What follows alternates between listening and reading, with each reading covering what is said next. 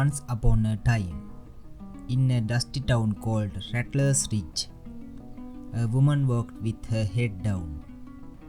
Her name was Sarah Carson. She was only 24, but in that town, people called her used goods. They didn't say it to her face. They whispered, behind curtains, behind hands, because Sarah had once run away with a man and come back without him. Her father had disowned her. The church wouldn't let her sing. No one offered work. So she scrubbed floors and stayed quiet. But one day, something strange happened. The wind picked up, fast and warm. It carried the smell of horses and smoke. And when Sarah stepped out to gather the laundry, she saw dust on the horizon. Not a storm, a rider, one rider, coming straight down Main Street. He rode without a hat, dark hair loose in the wind. He wore buckskin, not like the town folks, not military, not outlaw, Apache. But he rode alone. He didn't stop at the saloon, didn't hitch at the sheriff's office. He stopped right in front of Sarah, looked her in the eye. "You dropped something," he said. He held out the clothespin. Sarah blinked, took it. "Thank you," she said, but he didn't move. "Do you know where the Carson homestead is?" he asked. Her chest tightened. "That's my family's land." He nodded slowly. "Then I am here for you." That was the day everything changed. His name was Toh'kah. It meant wine that stays. He was half Apache, half white, raised in both worlds, a captain neither.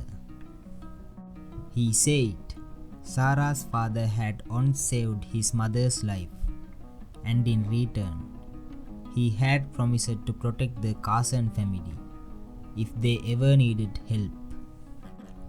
"I think," he said, "that time is now." Sarah didn't know whether to laugh or cry. No one had come for her in years. Now a stranger, a warrior, said he owed her protection. She looked into his eyes and didn't see pity. She saw fire and truth. Sarah packed her things, which wasn't much, and rode with him. People stared, some spat, but she never looked back. They rode into the desert, toward the red canyons, far from gossip, far from shame. At night, they slept under stars, by firelight. Toh'kah never pushed, never asked questions. He taught her the names of birds, of wines. She looked for the first time in years. But still, Sarah wondered, what was this? Why her? And one evening, beside the fire, she asked him, "Toh'kah, why did you really come?" He stirred the embers. "Because you were dying in that town," he said, "and you don't belong in a cage." That night, she didn't sleep. She watched the sky, and for the first time, she felt the wind call her name. To prove herself worthy of staying with the Apache, Sarah had to face a trial. It was tradition, even for outsiders. The woman of the tribe laid out 5 stones.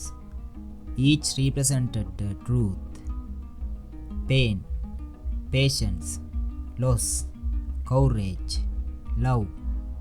Sarah had to speak a memory to each stone. She knelt, touched the stone of pain. I lost my child before he was born. Gasps, silence. She moved to patience. I waited 3 years for my father to write. He never did. Then loss. I lost myself in that town. I almost forgot I was human. Courage. I left everything I knew to follow a man I didn't. And finally, love. She paused. Her voice trembled. I am learning to love myself again. The elders nodded. The woman wept. Sarah was accepted.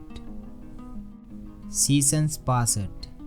Sarah braided her hair like the woman, cooked with them, danced at fire festival, and Toh'kah, he watched her with quiet pride. One night, a storm blew through the canyon. Sarah stepped outside, arms open, face to the rain. Toh'kah joined her, pulled her close, and whispered, "You are not used goods. You are wife on the wind." She cried in his arms, not from sadness, but release. Everything the town had said, everything she believed, was gone, blown away. Years later, when travelers passed through the canyon, they spoke of a white woman who spoke Apache and helped the sick. They called her mysterious, some called her cursed. But those who met her knew better. She was kindness and strength. She was the desert's daughter. And at night, she still walked the cliffs with Toh'kah, listening to the wind, smiling. So if you ever ride west of Rattler's Ridge and feel the wind pick up suddenly, don't be afraid.